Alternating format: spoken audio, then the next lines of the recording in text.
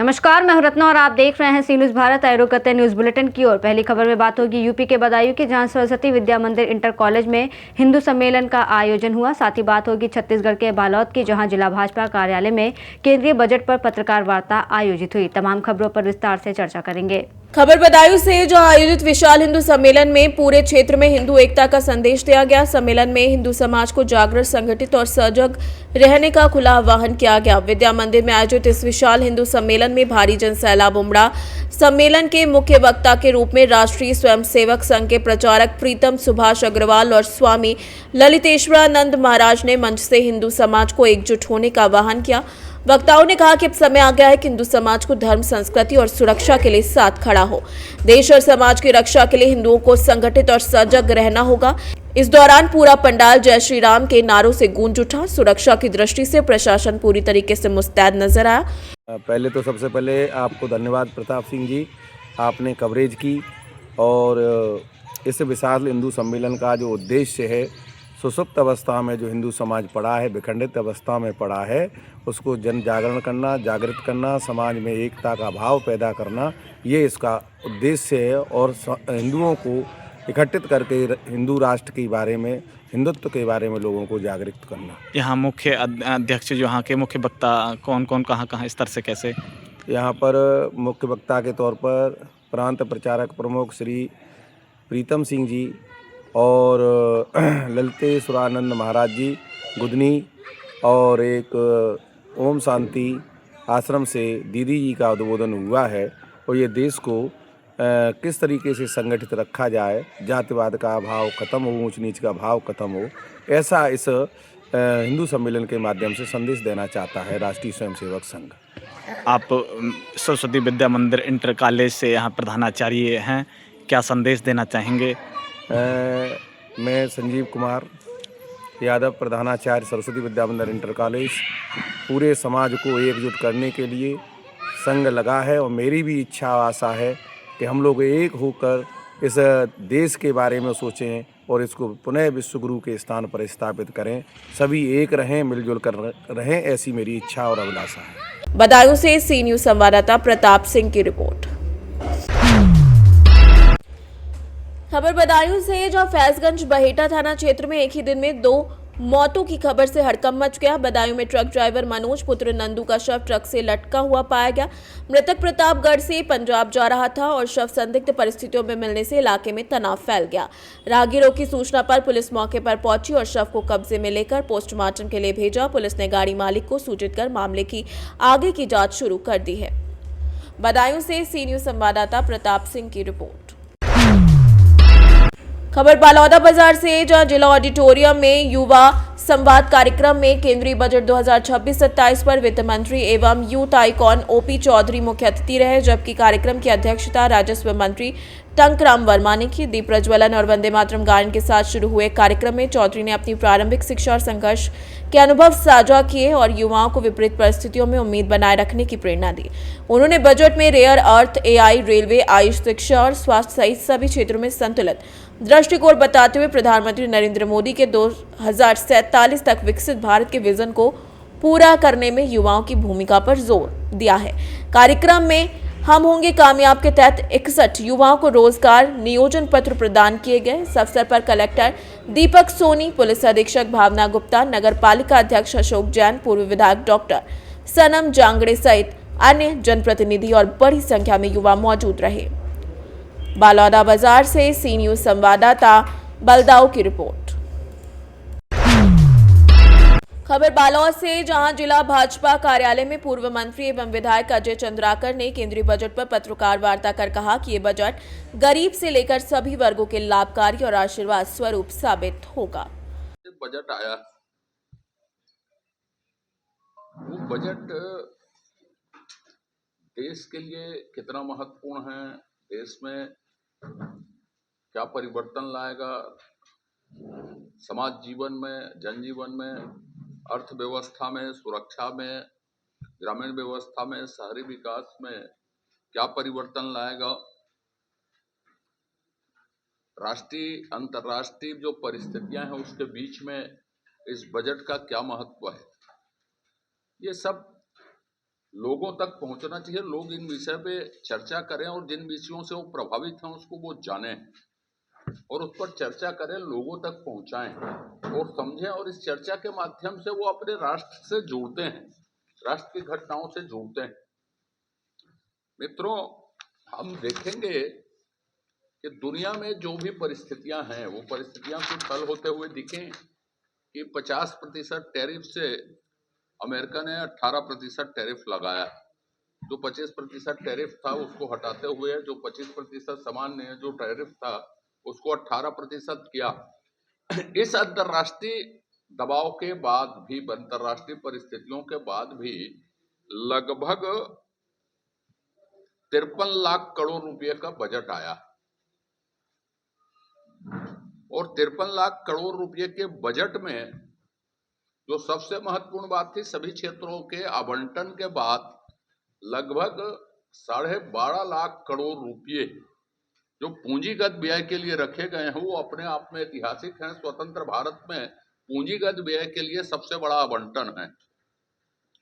जो थोड़ा भी इकोनॉमिक्स समझते हैं, वेलफेयर स्टेट में पूंजीगत व्यय का बढ़ना मतलब उस राज्य, उस राष्ट्र की मजबूती को वो दर्शाता है। और दूसरी महत्वपूर्ण बात थी कि बजट घाटे को नियंत्रित रखना। 4.31% में हम बजट घाटे को नियंत्रित करेंगे और जो अंतर्राष्ट्रीय राष्ट्रीय मापदंडों के बजट अधिनियम के अनुरूप होगा, जो देश ने तय किया हो उसके अनुरूप होगा। ये भारत के अर्थव्यवस्था की गतिशीलता को दर्शाता है और इसलिए इन विशेषताओं को लेके माननीय प्रधानमंत्री नरेंद्र मोदी जी ने इस बजट को 2047 का जो विकसित भारत की परिकल्पना हमने की है, जो अभी अमृतकाल चल रहा है, उसमें हमने उसको नींव का पत्थर बनाया। उस माइलेज को लेने के लिए एक महत्वपूर्ण कदम इस बजट को बताया है। और मैं सोचता हूं कि जितने अर्थशास्त्री हैं और जितने प्रमुख लोग हैं और दुनिया की जो प्रमुख संस्थाएं हैं, मूडी जैसी संस्थाएं हैं, मुद्रा कोष है, विश्व बैंक है, जितनी संस्थाएं हैं और या प्रमुख अर्थशास्त्री हैं, वो सब के सब ने भारत के बजट की प्रशंसा की, तो नियंत्रित घाटे की और जिन नए क्षेत्रों को स्पर्श किया। अब इस बजट के जो 3 प्रमुख स्तंभ हैं उसमें आर्थिक विकास की गति को बढ़ावा देना और उसको बनाए रखना। हम बढ़ाएंगे भी और उसको लगातार धारण करके उसको मेंटेन करके भी रखेंगे। ये बहुत बड़ा कमिटमेंट है कि जो हम गति देंगे उसको हम बनाए रखेंगे। इसके लिए जो आवश्यक सुधार है उसको जारी रखेंगे। दूसरा, आकांक्षाओं को पूरा रखना। आकांक्षाओं को पूरा करना का मतलब यह है कि समाज के जो विविध क्षेत्र हैं, औद्योगिक क्षेत्र हो, व्यवसाय के क्षेत्र हो, सेवा क्षेत्र हो, कृषि क्षेत्र हो, गरीबी उन्मूलन के कार्यक्रम हो, जितने वेलफेयर के काम हो, उन आकांक्षाओं पर, लोगों के विभिन्न वर्गों के समाज की आकांक्षाओं पर खरा उतरना और सबका साथ सबका विकास। मतलब यह है, जिन क्षेत्रों को मैंने कहा कि समाज का प्रत्येक वर्ग, देश का प्रत्येक क्षेत्र और जो हमारे सामने चुनौती आने वाली है उनके लिए देश तैयारी करे। तो ये सबका साथ उन क्षेत्रों को जोड़ना और उन क्षेत्रों को विकसित करना और लोगों की अपेक्षाओं पर खरे उतरना। तो इन 3 मेन पिलर्स पर यह बजट की अवधारणा बनाई गई। अब इस बजट में नई चीजें क्या हैं? देखिए, बायोफार्मा, भारत सबसे बड़ा निर्यातक है दवाई का। भी तो हमारे रेसिप्रोकल टैरिफ में जो बातें हैं लगभग हल होती दिख रही हैं, लेकिन 10,000 करोड़ रुपए इस नए क्षेत्र के लिए आवंटित किया गया है कि भारत एक वैश्विक शक्ति बने और इस क्षेत्र को मजबूत किया जाए। जो असंतुलन है निर्यात आयात का, उस असंतुलन को दूर किया जाए और इस क्षेत्र में एक प्रमुख खिलाड़ी के तौर पे भारत स्थापित हो। दूसरा, जो बायोलॉजिक्स और बायोसिमिलर में, मतलब इसको क्या कहे कि 3 जो फार्मास्यूटिकल शिक्षा और अनुसंधान के लिए 3 नए संस्थान इसी को मजबूत करने के लिए और बनाए जाएंगे। फार्मा के ही क्षेत्र में, और 7 मौजूदा संस्थानों को मौजूद किया जाएगा। और इसको मजबूत करने से यह होगा कि भारत इस क्षेत्र में एक प्रमुख शक्ति के तौर पर उभरेगा। दूसरा, सेमीकंडक्टर।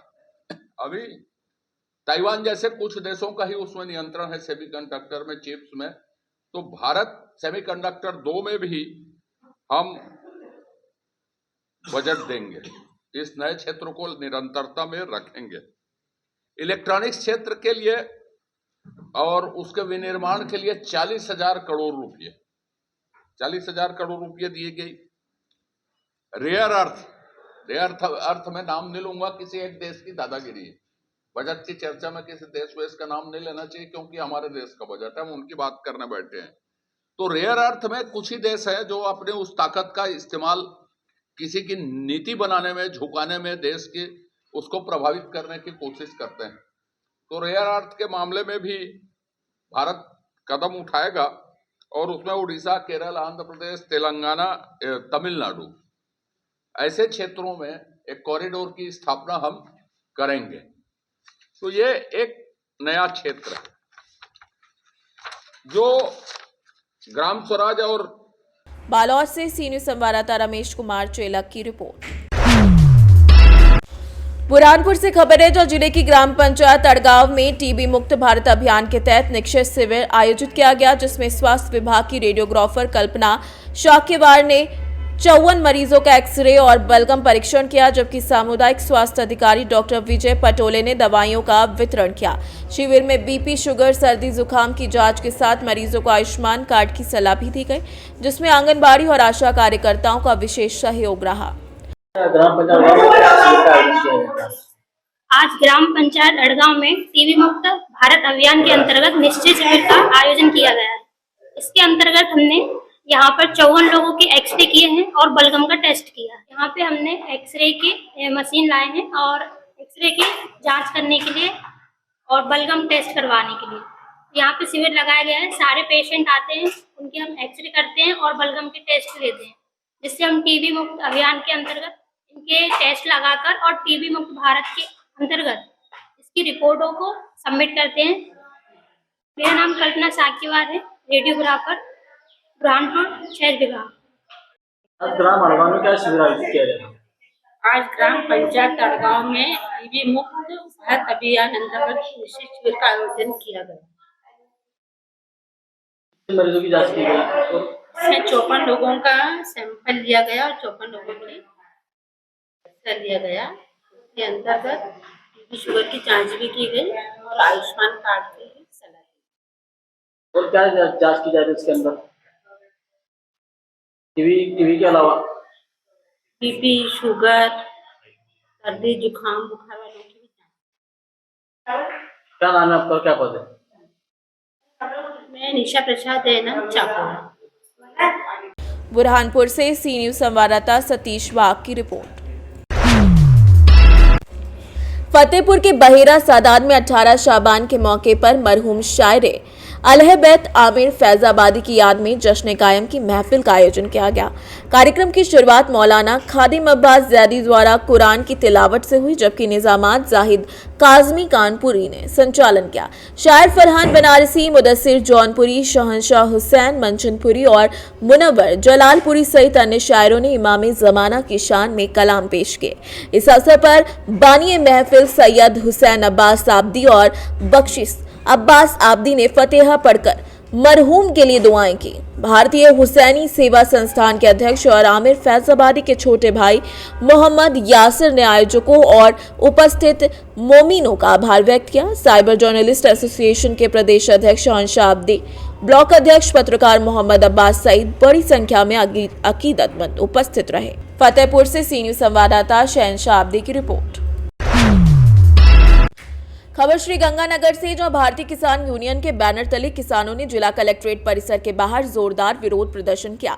किसानों ने ऋण वसूली अधिकरण कोर्ट में चल रहे केसीसी ऋण संबंधी मामलों को लेकर नाराजगी जताते हुए फाइलें श्रीगंगानगर मंगवाने, पुराने केस वापस लेने और ब्याज माफी सहित कर्ज माफी की मांग की। प्रदर्शन के दौरान किसानों ने प्रशासन के खिलाफ नारेबाजी करते हुए कहा कि डीआरटी कोर्ट में किसानों के खिलाफ सैकड़ों मामले लंबित हैं, जिससे उन्हें आर्थिक और मानसिक परेशानी का सामना करना पड़ रहा है।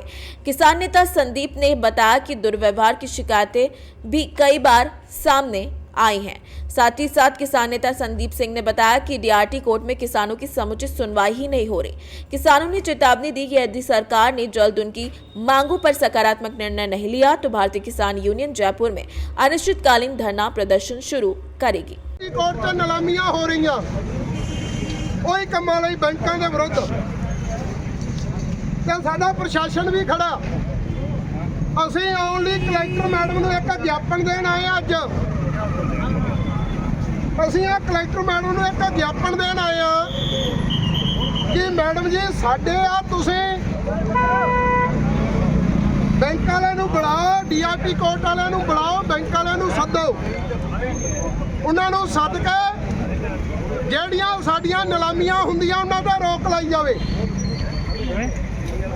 ਸਾਨੂੰ ਸਾਰਿਆਂ ਨਾਲੋਂ ਪਹਿਲਾਂ ਆਪਦੀਆਂ ਜ਼ਮੀਨਾਂ ਬਚਾਉਣੀਆਂ ਜ਼ਰੂਰੀ ਆ। ਜ਼ਮੀਨਾਂ ਬਚਣਗੀਆਂ ਕਿਦੋਂ ਇਕੱਠੇ ਹੋ ਕੇ ਆਪਾਂ ਲੜਾਈ ਲੜਾਂਗੇ।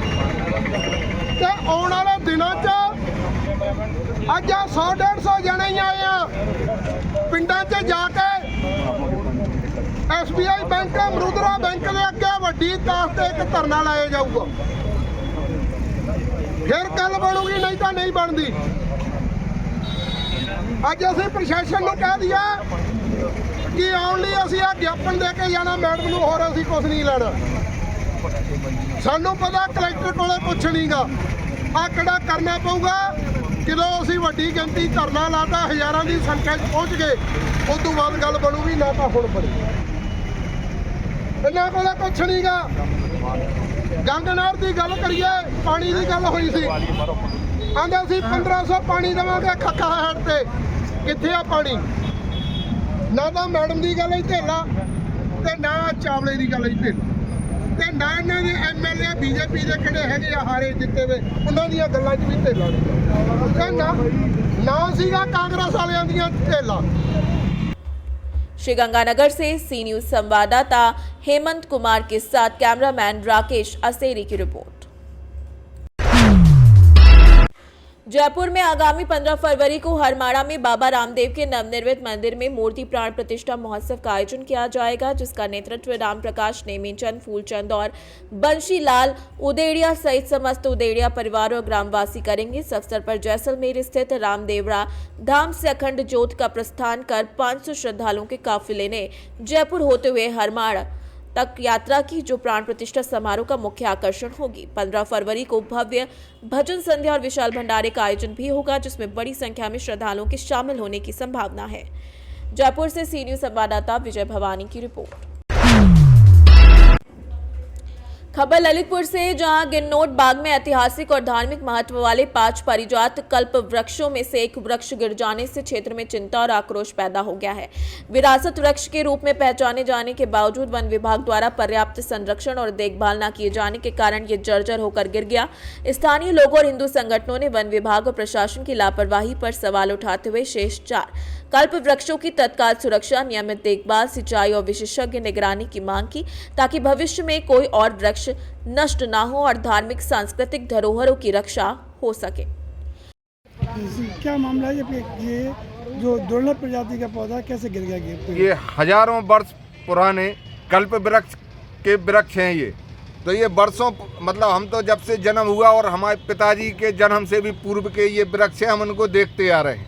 आज कारण अज्ञात कारणों से बिल्कुल गिरा वृक्ष है, सूखा भी नहीं है कि सूखने के कारण गिर गया हो।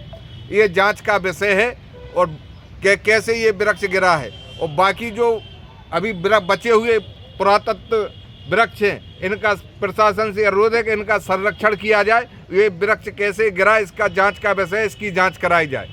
सर, क्या अंदेशा है आपको? क्या सके? अंदेशा तो पिछले वर्ष हम लोगों ने हनुमान चालीसा का पाठ करना प्रारंभ किया था, तो कुछ लोगों को दिक्कत भी हुई थी। तो हमारा जो चाहते हैं कि ये बाकी आप देख रहे हैं कि जो बगल में है बना है, ये भी सरकार नजूल की भूमि पे है और इसकी जांच भी चल रही है और शिकायत भी है इसकी। तो हमारा निवेदन है कि ऐसा नहीं कि इस पे भी कोई जगह पे कब्जा करने वालों की दृष्टि हो, तो प्रशासन से अनुरोध है कि ये बाकी के वृक्ष जो हैं इनका संरक्षण किया जाए और इसकी जांच कराई जाए कि ये वृक्ष गिरा कैसे है। कुछ दिन पहले संरक्षण की बात सामने आई थी और नाप तोल भी हो हाँ, गई जब थी। अक्षय त्रिपाठी डीएम साहब थे तब ये विषय आया था और फिर उसके बाद ये मामला शांत पड़ गया। क्या तो चाहते हैं आप?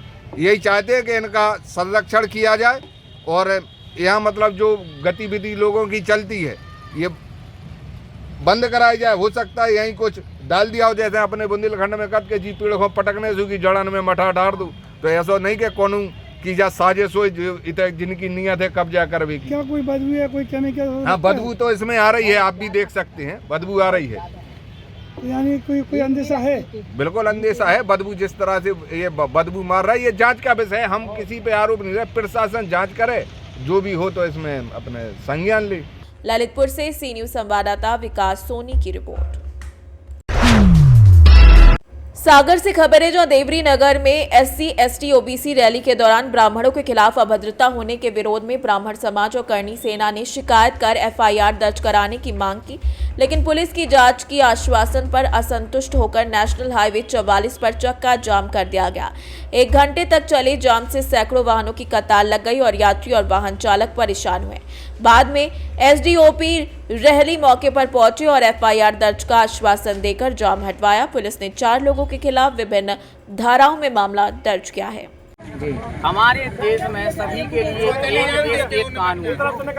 यदि हम लोग पर जाति गाली गलौज की गई है उस संबंध में हम लोग कानूनी कार्रवाई चाहते हैं। अभी रैली में कुछ दिन पहले घटना हुई जिसमें कोई पांडे जी थे, उन्होंने एक विशेष जाति पर गाली गलौज की। ब्राह्मण समाज ने उनका विरोध किया, उन पांडे जी का, और कानूनी कार्रवाई में सहयोग किया। वैसे ही छोटी सी मांग हम लोगों की है, यदि गाली गलौज की गई है तो FIR हो, कानूनी कार्रवाई हो। हम लोगों का मकसद ना ही वाद करना है, ना ही लोगों को परेशान करना है, ना ही आपसी सामंजस्य बिगाड़ना है। हम लोग तो मिलजुल कर रहने वाले लोग हैं।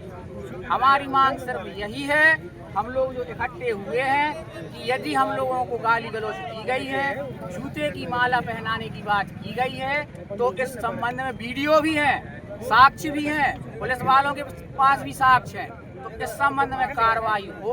हम लोगों की बस इतनी सी मांग। कॉलेज बना दी तो कर दे के मौन हो, संगे न जा रहे तो बोलते तो मर गए हो पूरे। हमारों की वोट भर चाहने हैं, जूता खावे है, हमारा झंडा पकड़ भी आओ तो संगे, उनके संगे उनके नेता हैं। आज तक हमारे संगे आओ, कौन नेता आओ सामने। अब जो परिणाम हमारे चुनाव में भी देखें। सर्व समाज के लोग जा रहे हैं और थाना प्रभारी महोदय बोल रहे हैं कि हाँ हम FIR करेंगे, और आपने एक आवेदन लेके छोड़ दिया। तो ये 500 की जनता को आप कैसे जो है वो दिलाएंगे, एक भरोसा दिलाएंगे कि आप कार्रवाई करेंगे। आप कह रहे हैं हम 24 घंटे में कार्रवाई करेंगे, 48 घंटे में कार्रवाई करेंगे। तो सभी भाई लोगों का जो डिसीजन रहा, सभी ने कहा कि एक बार जाम करते हैं, जाम करने के बाद हमें कुछ तो मिलेगा। यदि हमें न्याय जाम करने से ही मिल रहा है तो जाम ही सही। तो सभी लोग न्याय मांगने के लिए खड़े हैं और उन्हीं के फोन का वेट कर रहे हैं कि वो कब बोलेंगे कि हम FIR कर रहे हैं, हम लोग अपना जाम खोलें। तो अभी तक ऐसा उनकी तरफ से कोई कॉल नहीं आया।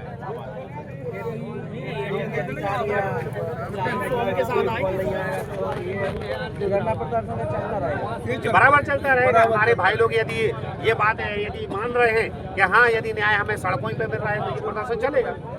और यदि इस प्रशासन चाहता है कि आप लोगों की मांग सही है, हम एविडेंस के साथ आपको दे रहे हैं, तो आप उन पर कार्रवाई करिए। तो यहाँ पे कोई इतना फ्री नहीं बैठा है कि फालतू बैठे हैं, कोई जाम लगा के। सबके अपने अपने कारोबार हैं, सभी लोग घर परिवार छोड़ के यहाँ पे बैठे हुए, सब लोग जाम खत्म कर देंगे। लेकिन कोई अधिकारी आए तो सही, वो बोले तो सही कि हाँ हम FIR कर रहे हैं, आप चलिए हमारे साथ। ऐसा तो कुछ नहीं हुआ।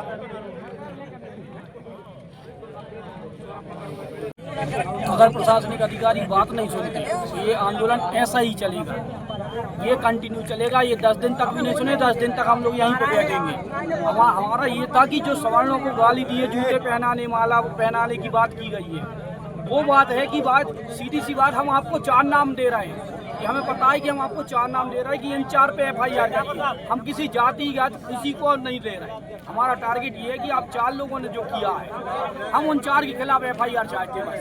यदि प्रशासन नहीं मानता है तो क्या धरना आगे भी? हाँ, धरना ऐसा ही चलता रहेगा। अभी प्रशासन की तरफ से कोई प्रतिक्रिया? अभी कोई नहीं आई। सागर से सी न्यूज संवाददाता लाल साहब लोधी की रिपोर्ट। बुलेटिन में फिलहाल इतना ही। देश और दुनिया की तमाम बड़ी खबरों के लिए देखते रहिए सी न्यूज़ भारत।